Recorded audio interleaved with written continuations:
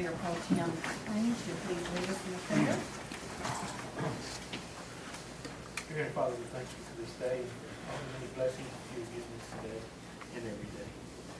We ask you now as we go into this meeting that everything we do will be in accordance with your will and bring glory to you.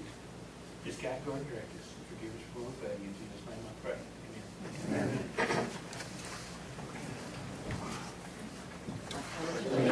To the flag of the United States of America and to the republic for which it stands, one nation, under God, indivisible, with liberty and justice for all. I'd like to welcome all of our guests tonight. Thank you for coming. We have consent agenda items that are listed on the agenda. The consent agenda items are the approval of the minutes of the last meeting, approval of the code enforcement report for June 2013, approval of the police department report for June 13, municipal court report for June, and professional fees for June, and the Texas Water Development Board project for June 13. Does anyone want to remove any of the items in the consent agenda? I would like to make a note of a correction that needs to be done on the minutes on new business number 5. Yes, I Saw found that too. Yeah, it said Councilman Pearl made a. Right. I don't know how we correct that, but it Which shows one is it? 5 on new business. I think it's Councilman Needham made the motion. And Did he? Okay.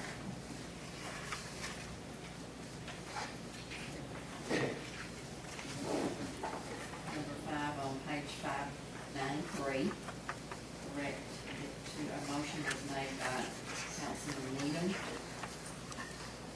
and seconded by Councilman Pearl. And that will fix that.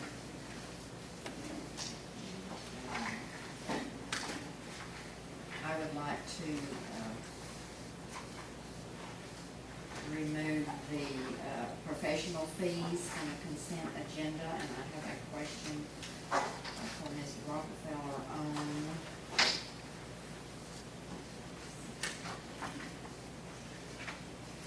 here it is, on 625 of 13, telephone conference with Roy Poe, re executive session requirements and procedures. Is that not for the 4A? I think we got a call from staff the other day on that too. I think that's already been removed. Okay, okay, great. Because, and it is, that happens, they were going to. Yes. Because often we're talking to both, Yes, the I city understand and the. Yes, I do understand that. on the 24th, is that one also? Should be.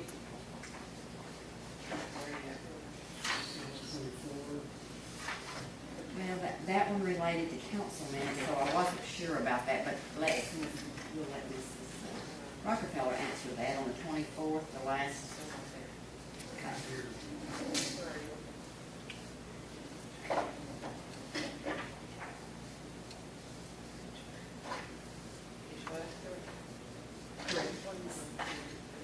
What day? 624, about middle of the page, the last entry on 624, receipt and review of Coleman EDCA and CCCB formation documents and related council meeting minutes. Yes, and what that has to do with is I was asked by the council to look at redoing the bylaws to make them more consistent with one another. Redoing the four. For both. For both To just of look those, at the two. both sets of bylaws and so I'm counting that as the bylaws are drafted by and approved by your council. Yes.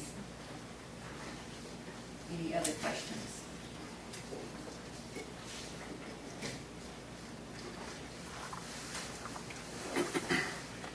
Is there a motion to approve the consent agenda items? Does anybody want to talk about the water situation, item number 7?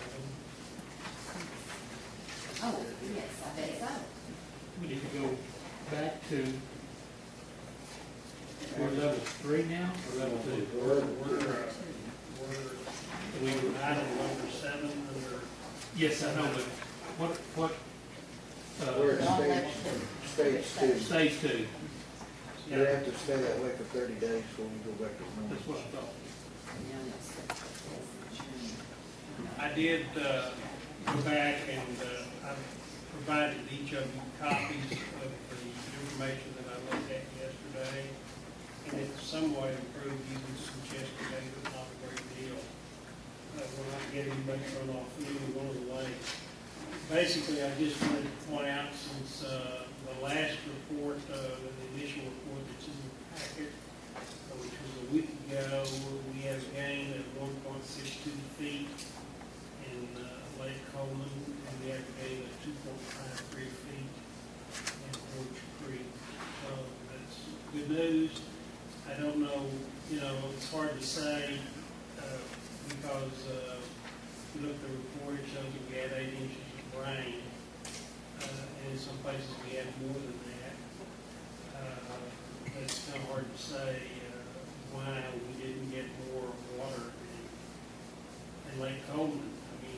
I mean, last year in September and October, we got 8 inches of rain back in that area, and we got 4 foot of water in Lake Coleman. Got 4 foot of water in Orange Creek. But from what I've heard in that area, like in August, they only got like 5 or 6 inches. In Lake Coleman, Randy, what y'all get? We measured almost 9 inches, and right At now, the lake. at the lake, and the lake has come up almost 2 foot.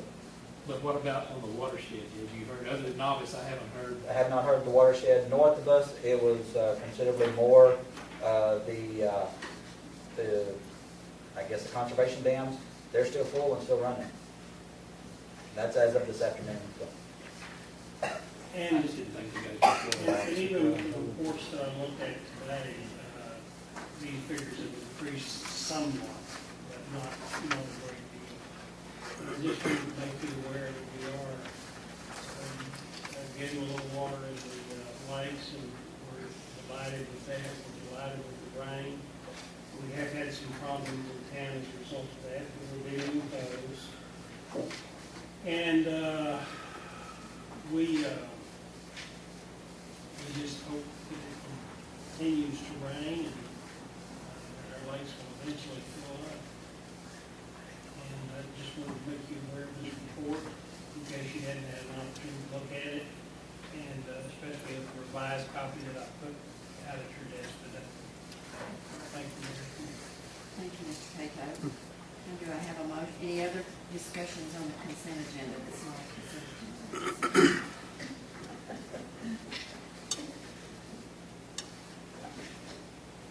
No, I'll do it. A motion to accept the consent agenda. I move to accept the consent agenda 1 through 7 with the correction of the minutes. I have a motion from Councilman Rankin that we accept the consent agenda with the correction to the minutes for the June meeting. Do I hear a second? I second. Second from Councilman Pearl. To accept the consent agenda. All in favor, say aye, please. Aye. Opposed? The consent agenda items have passed. The next item on the agenda is recognition of the employee of the month for the month of June.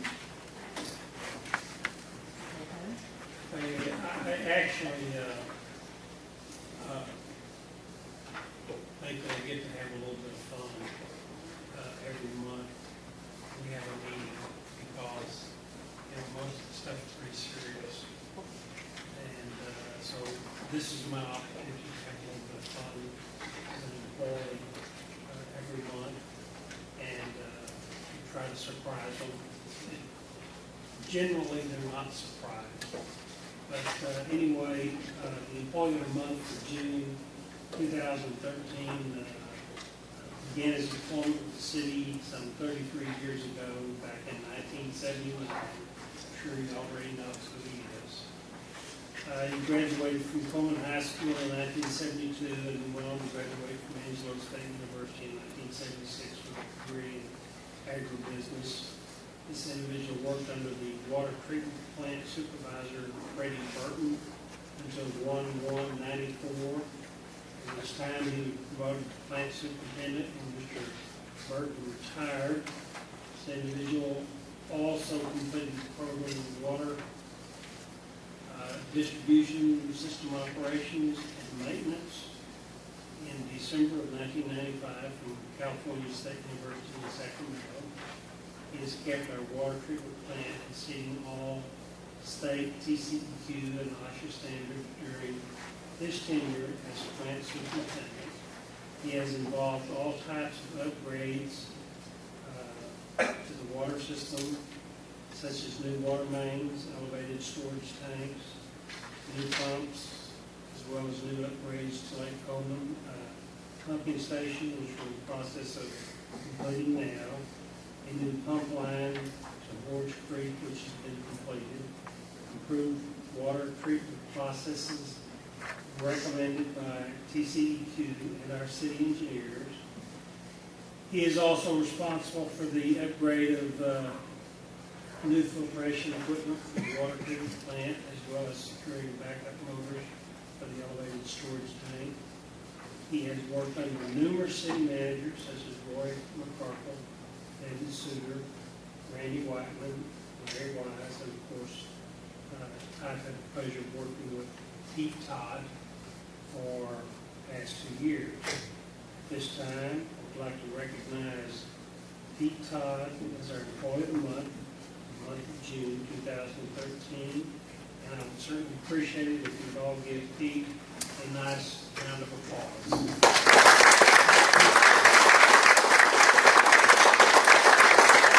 I know you're out there, so why don't you come forward and let the mayor present you this award. And by the way, I did line up these to get here. It is my honor to present this to you. You do not know this, but I knew your parents.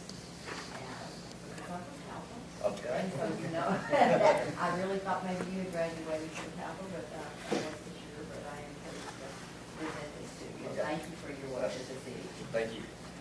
33 years, going on 34. It'll be 34, 2 months. How about that?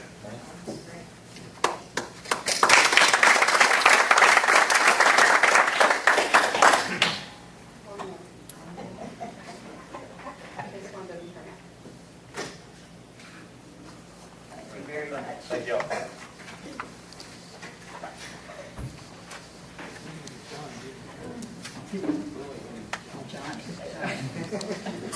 Is it Johnny or Pete? Johnny's my Christian name, Pete's my nickname. Because Daddy was Johnny, right? No, that is Jerry. Jerry, that's right. Jerry. Okay, thank you. You want to call Pete in high school one Hey, Yeah. one. Call Johnny. Okay, the next item on the agenda is the hearing of visitors concerning matters not on the agenda. Visitors shall be limited to no more than 5 minutes to address the council. Council members may not respond to visitors making statements, but may authorize the city manager to place any item on the agenda for a future meeting for discussion and or action. Is there anyone who would like to? Anyone? Sorry, well, I've got 2, so who would like to go first? Do you mind if Ms. Edelman goes first? I don't know.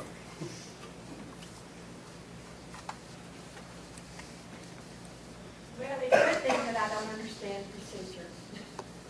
The last time I was here with my request to put the animal ordinance back on the agenda, I believe the mayor asked that it be put on the agenda. It's not on the agenda, so last time I waited over a year, but this time I'm not going to wait a year, so I just needed the information and whether you can give it to me now or what, but when it's going, if it's going to get on the agenda.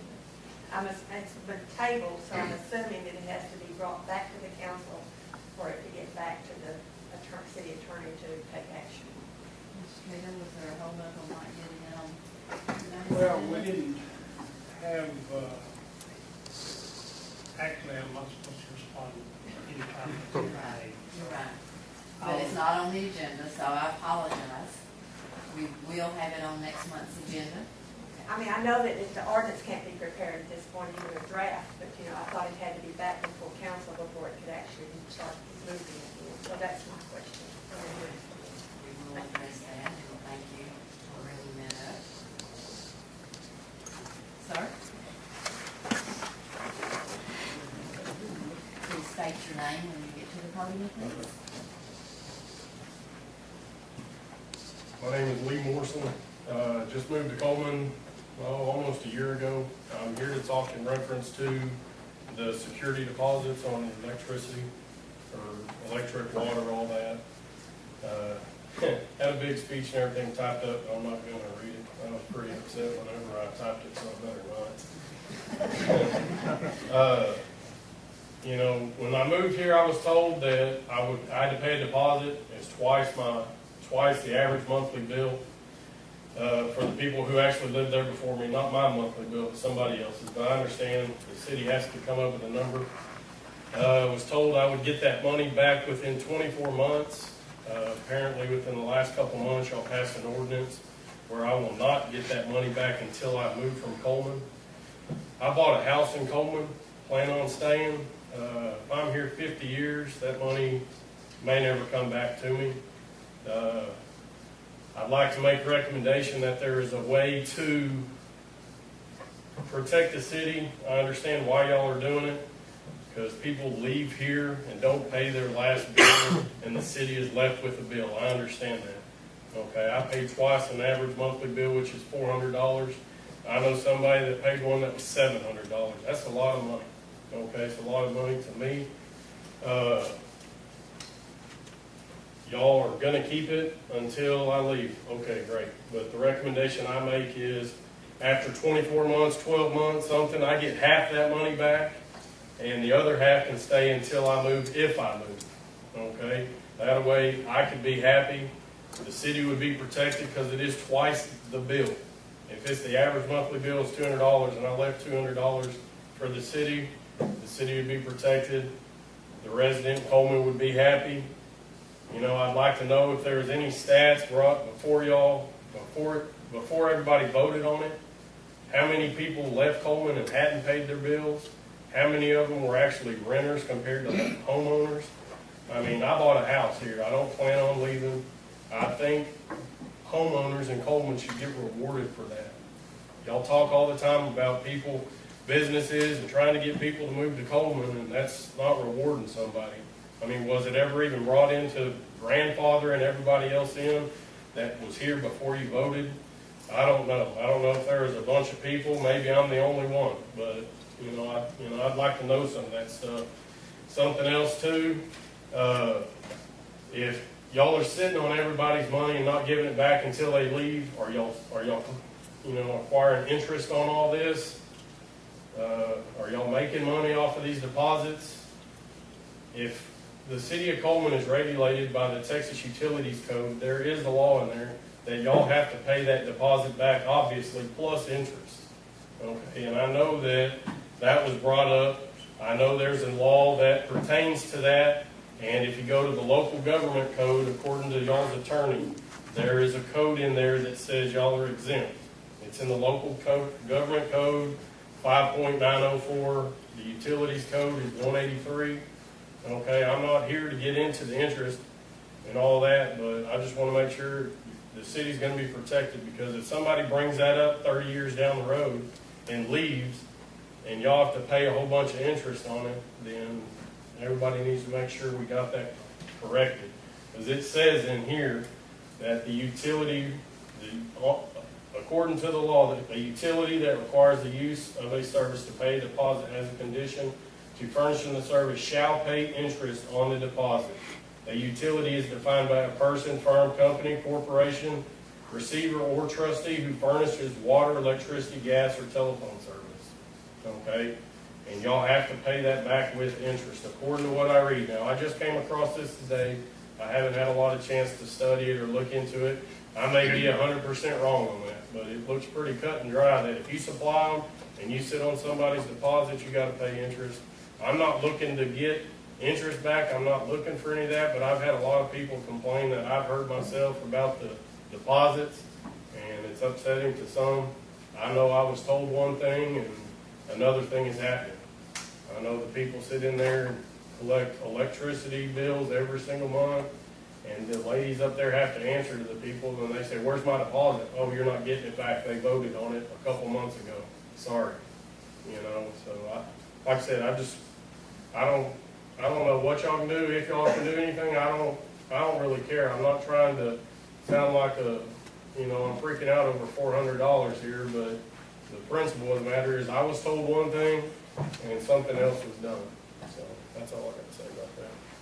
Thank you, Mr. Morrison.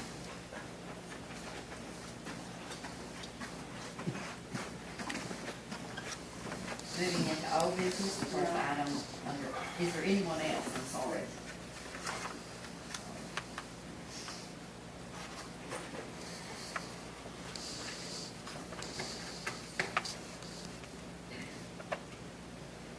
Nancy Hammer. On the consent agenda that you agreed to at the last meeting, there were some items regarding the bankruptcy of Round Table Corporation. I'd like to know the nature and scope of the city's involvement. I assume that that's the local Dairy Queen.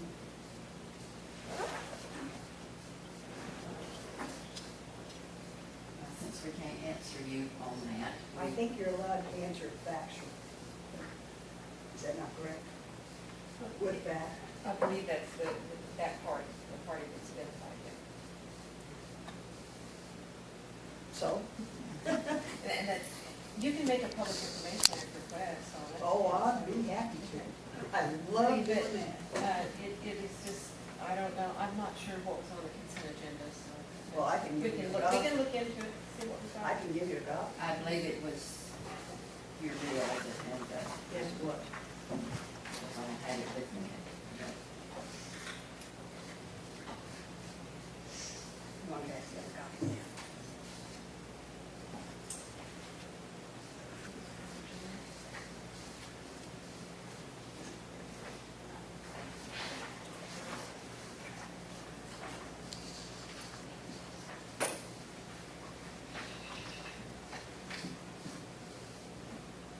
Oh, this is for 2012? This is the 2012 bill. Well, I don't think so. No, this is May 2012. Because of their anything to do with that consumption. This is a bill through May 31st of 2012. Okay. Okay. And? And that it is the Dairy Queen. They had some utility bills that were due, and so a proof of claim was filed in bankruptcy on behalf of the city. And do you remember how much it was approximately? No. Okay. Thank you.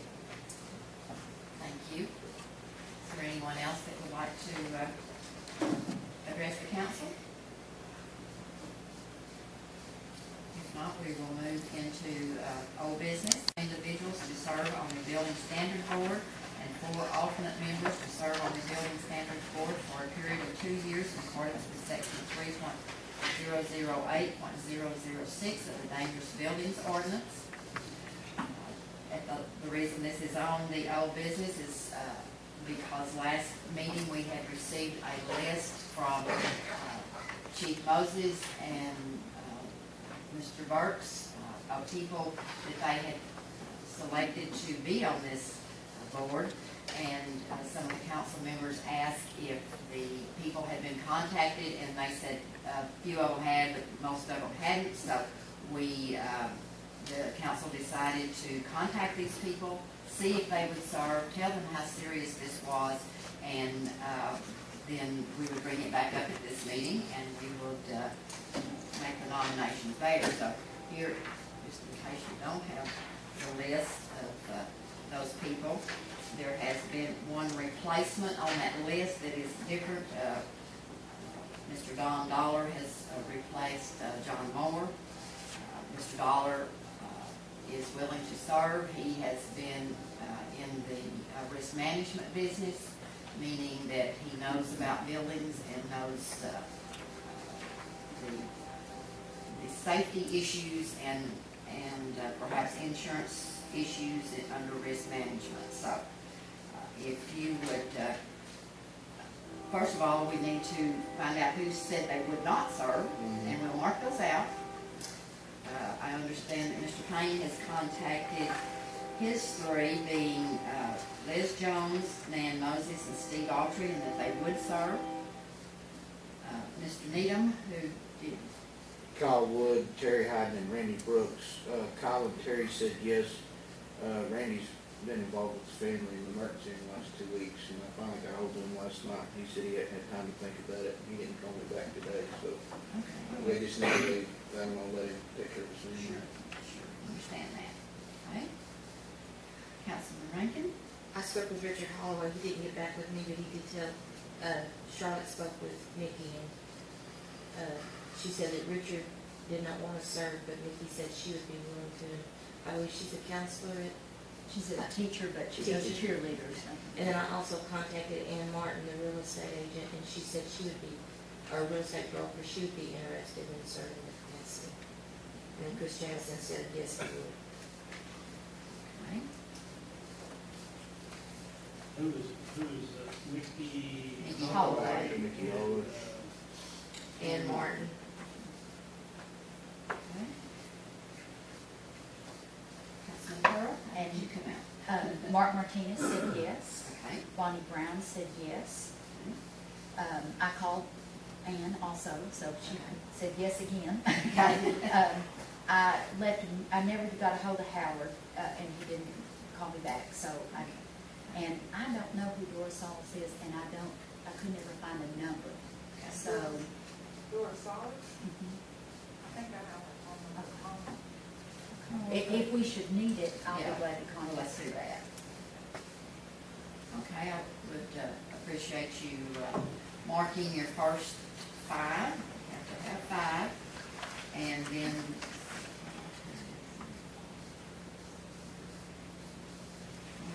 you mark the first five, and then just, why don't you put mark your first five with 1 through 5, and then put stars by your alternates. That'd be good? Yes. And Mickey would like to probably be an alternate. since Oh, she's okay, got okay, cheerleaders. let's mark Let's Mickey put her as Holloway as an alternate. Okay, so that will leave us list. If y'all will mark those and pass them to City Secretary, Ms. Langley. You just put all, do just alternate? Yeah, you can put alternate if they're on 4 of them, if you want.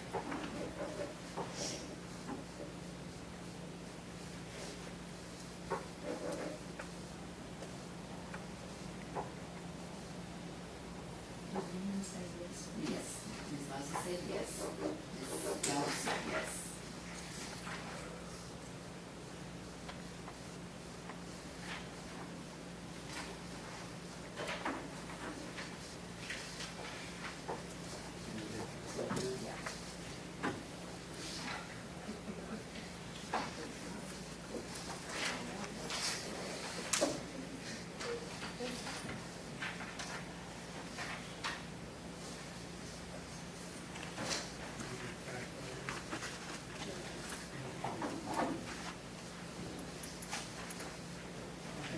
We will proceed with the next agenda item regard to time, so that we can move on, and then we'll come back to Ms. Langley. She has that title.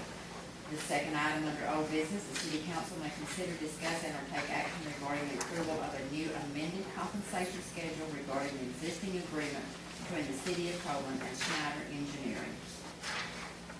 This was tabled from the last meeting because we were not sure of the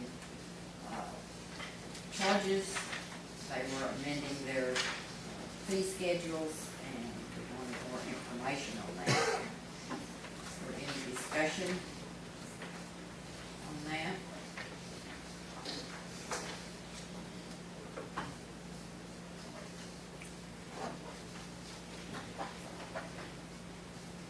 Did go back and issue a copy of the original fee schedule, original contract, and of course, the recommended fee schedule. We do use Snyder Engineering for things like our electrical system. If we have an issue with our ERCOT, sometimes a problem that we're not qualified to handle, they have engineers and they have staff on board that will make recommendations to us and help us to resolve the issues. We've been dealing for a number of months with transmission operator. ERCOT has indicated that we're required to have a transmission operator. Transmission operator is someone who is certified, who can receive word from ERCOT to turn off our electricity during periods of brownouts. And so this happens from time to time during the summer months, and mostly large metropolitan areas. Doesn't happen, I don't think, that often. Not that it doesn't happen, but it doesn't happen as often in smaller communities. Because if they turned off all of our electricity, it would not have a great impact on the overall position of the amount of electricity available throughout the state. So our position all along has been that, smaller cities that have municipal utilities should not be subjected to the same standards that larger cities are subjected to, number one. And then number two, we don't have anything to do with the transmission facilities. It's all handled by AEP. We have nothing to do with it. We don't own the substation. We're not involved in the transmission process whatsoever. If we have a problem, we have to call AEP, and they send someone over and turn off a leg or whatever, and so that we can fix the problem. So they're trying to get us to hire a transmission operator that is certified, and we have looked into the cost, and the initial cost that they gave us was $10,000, and then it came back to a cost of approximately $35,000 per year. And the last time I talked to Snyder Engineering, he had sent an email to ERCOT. ERCOT was dealing with some other issues, and they really didn't have time to deal with the transmission operator issue at the time, and told him that they would get back with him at a time that was more convenient for them. And so we are waiting on them to come up with some kind of a recommendation with regard to the smaller LOUs. And I think there's about 6 or 7 cities involved in this process right now for Snyder Engineering. So that's why we need them, and that's why I recommend that we continue to keep them on board, at least for now, until we get this issue resolved. Any discussions, questions? Is there a motion? I move we approve the new amended compensation schedule regarding existing agreement between the city of Columbia and Snyder Engineering. A motion from Councilman Rankin that we approve the amended compensation schedule for the Snyder Engineering. Second? Second. And second from Mayor Pro Tem Payne, that we approve the compensation schedule as amended for Snyder Engineering. All in favor say aye. Aye.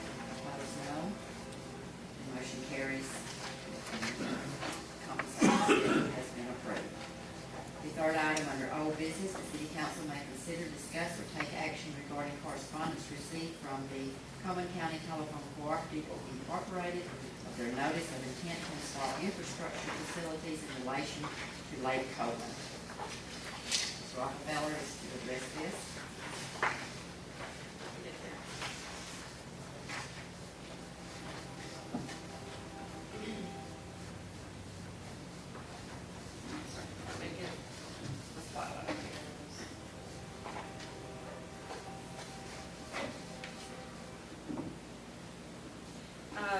Several months ago, and I don't know whether there's any representatives of CCTC here tonight. I don't think so. I didn't see anyone.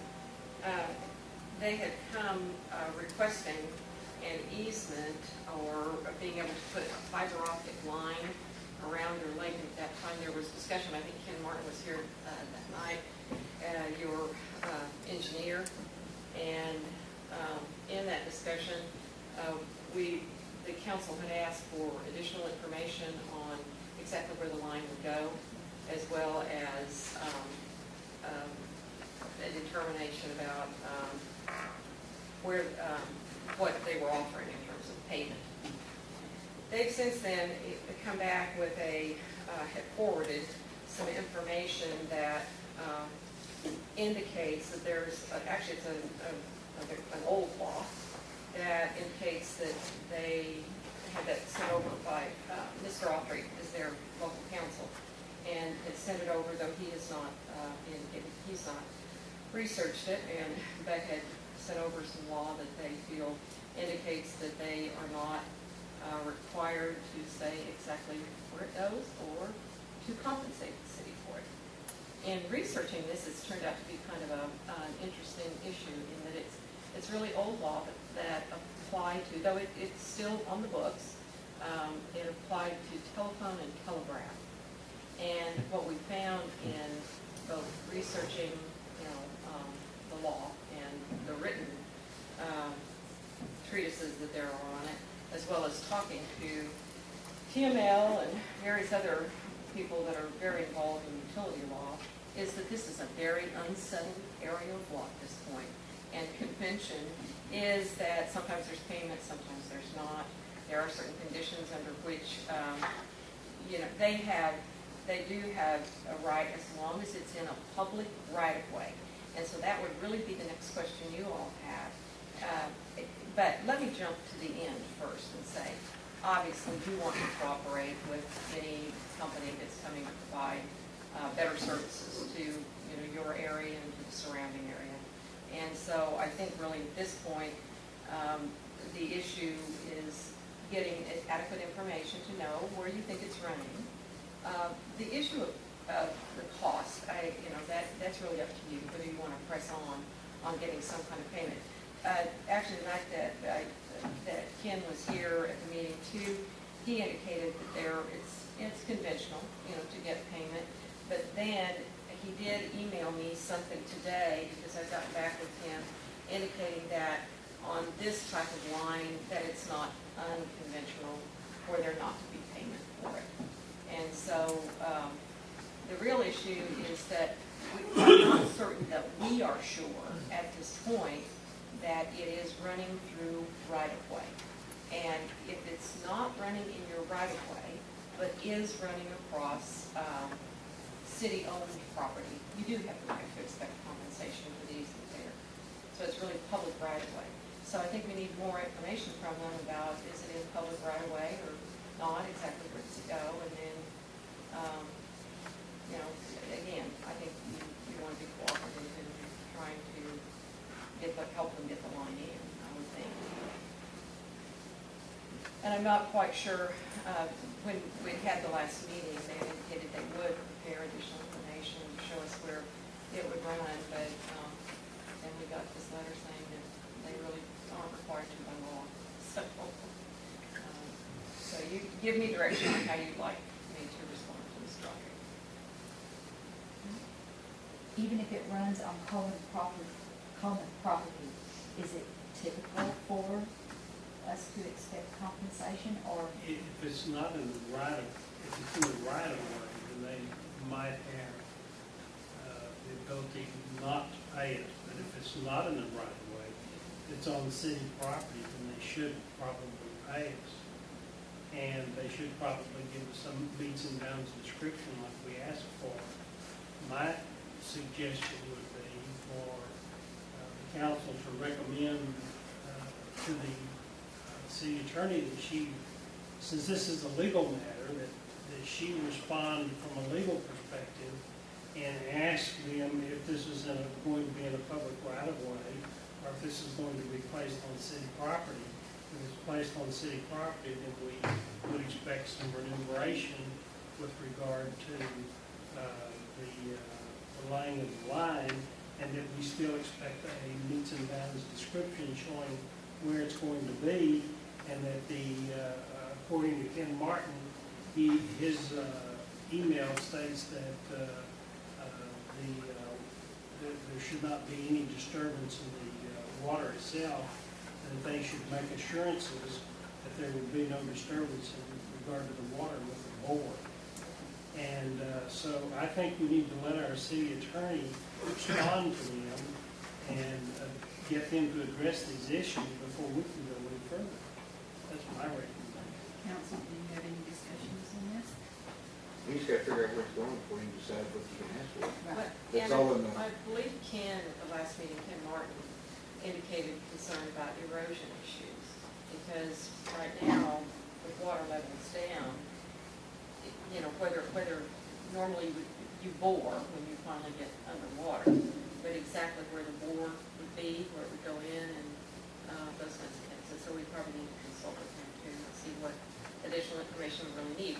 Now, as to meets and bounds, again, we can visit with Ken about whether that's, completely necessary, because that does require a surveyor to come out and establish meets and bounds. And I think that would be the optimal situation, but if they're resistant to spending and making the expenditure and doing that, and of course it takes time to get that done too, as long as you have, my assessment would be, as long as you've got something that is satisfactory to your engineer in fairly depicting where the line will run, where it will be located, and you want to know that anyway, because you do need to be able to market, and they have to market, so that people will know that it's there as well.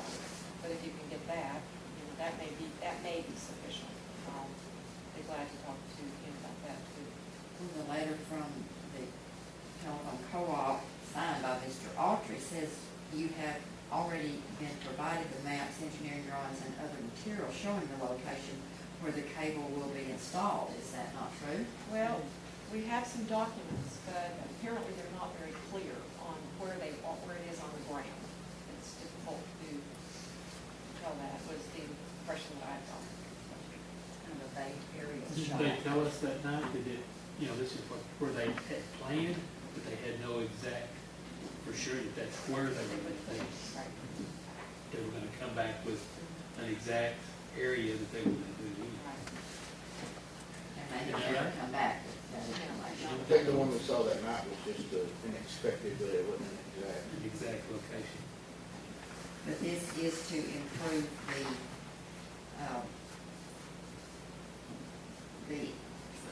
some type of line that would make fiber optic line that would make the phone lines better at Lake Hole, correct? That's correct.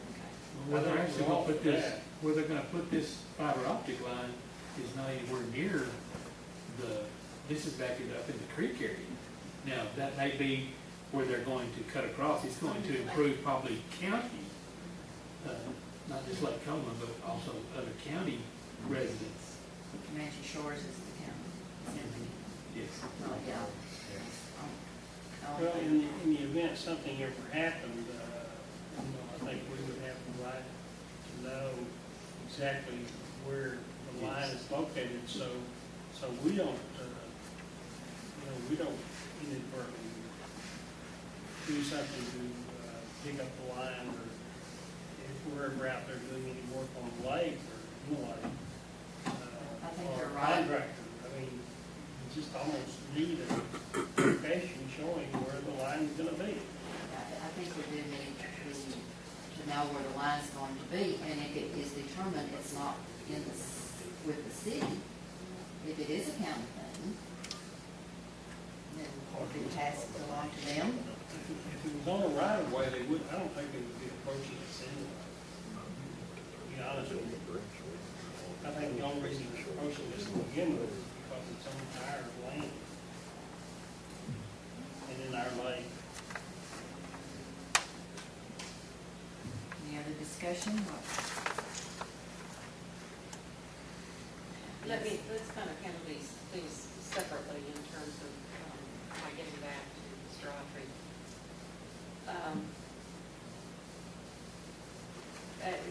Ken, when he was here that night, said that $2 per linear foot, and I think he did some kind of calculation that was, what was it, $1,200 or something? I mean, it's a nominal amount of money, okay?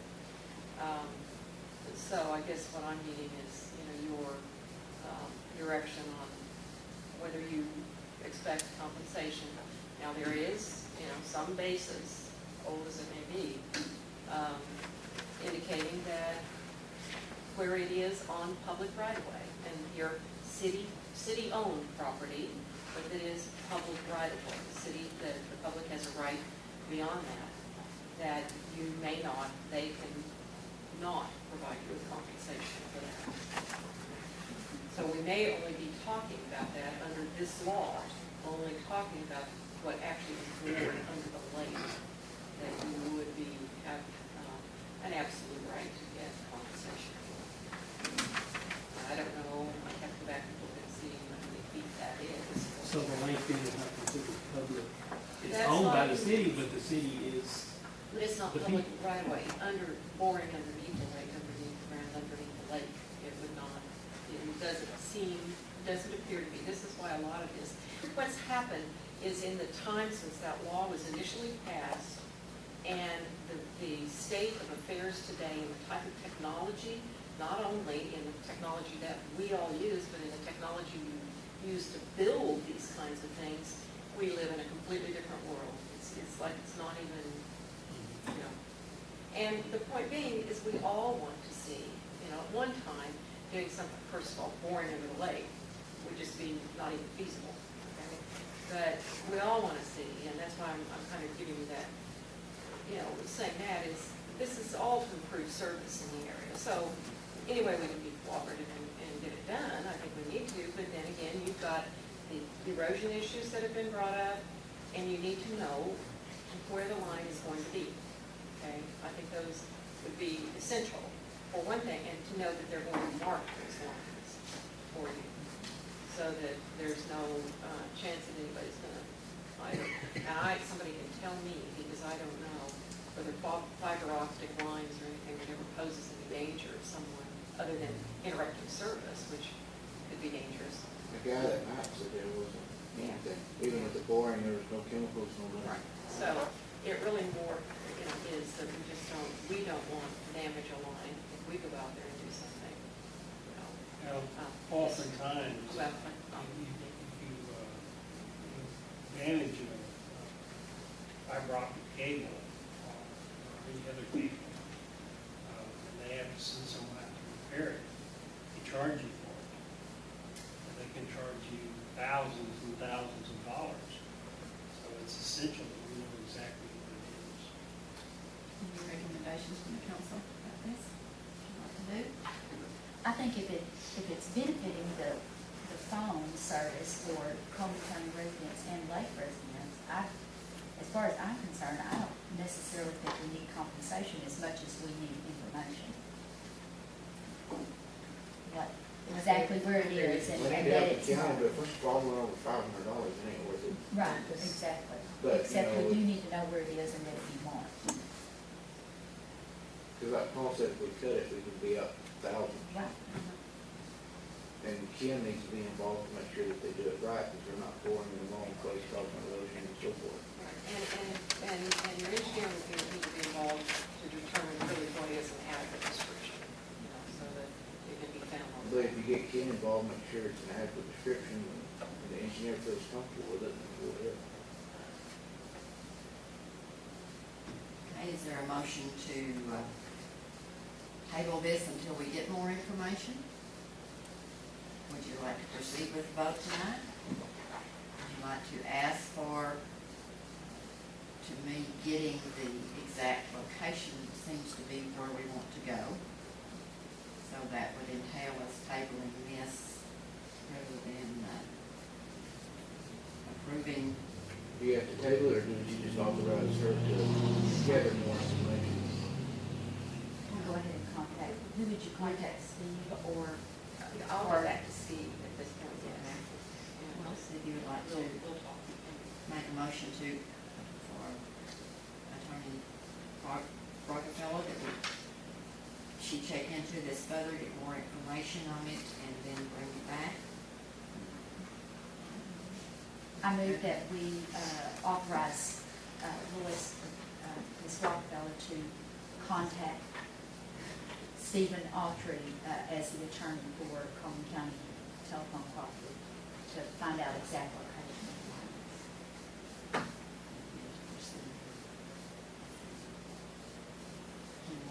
Oh, yes, and discuss with the engineer. Is that good? Okay, I have a motion from Councilman Pearl to proceed with Attorney Rockefeller to contact Attorney Autry to get more information as to the exact location of this line and to consult with Ken Martin, determining other factors relating to engineering. Do I have a second? A second from Councilman Needham that we contact the attorney for the Coleman County Telephone Co-op and that we contact that we contact our engineering firm and that Mrs. Rockefeller handles all of this. All in favor, say aye. Aye. Opposed? Motion carries that Mrs. Rockefeller handle this in light of getting the information that we need and getting our engineering firm involved in this also. The next item on the agenda is under new business. The city council may consider, discuss, and or take action regarding the approval of a resolution authorizing the 4A EDC to enter into a performance agreement between the 4A EDC and Winnipeg Corporation, increasing expansion operations and creating new jobs for the city of Coleman. Recovered is